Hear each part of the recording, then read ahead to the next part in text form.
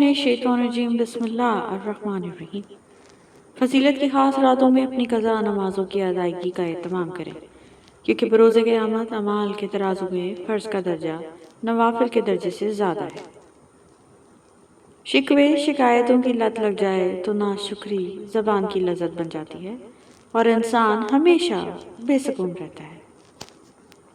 نیکی میں اتنی طاقت ہے کہ ایک چھوٹی سی نیکی آپ کو اللہ کی رضا اور جنت کا حقدار بنا سکتی ہے۔ انسان جتنا بھی گنہگار ہو، اللہ پاک اس کے لیے دعا کا راستہ اور رزق کا دروازہ کبھی بند نہیں کرتا۔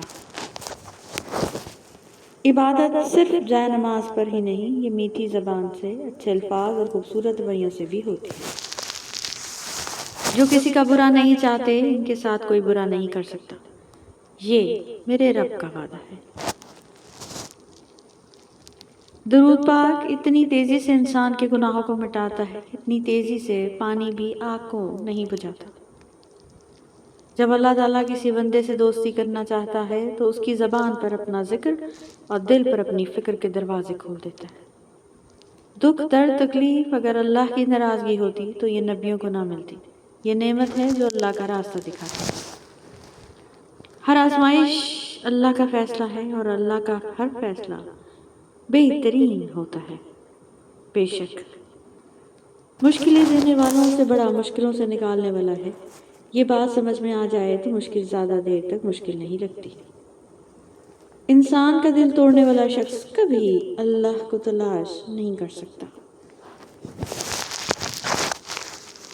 اللہ کی محبت ایک سمندر کی طرح ہے، آپ اس کا آغاز تو دیکھ سکتے ہیں لیکن اختتام نہیں۔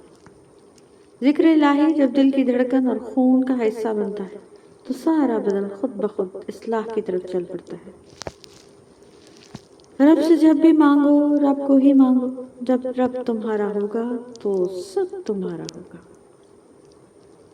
نس نس سے واقف ہے، رگ رگ جانتا ہے، مجھے خود سے زیادہ میرا اللہ جانتا ہے۔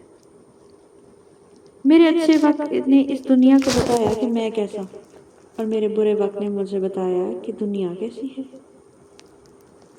وہ تم سے اتنی محبت کرتا ہے کہ دن میں 5 بار اپنے پاس بلاتا ہے۔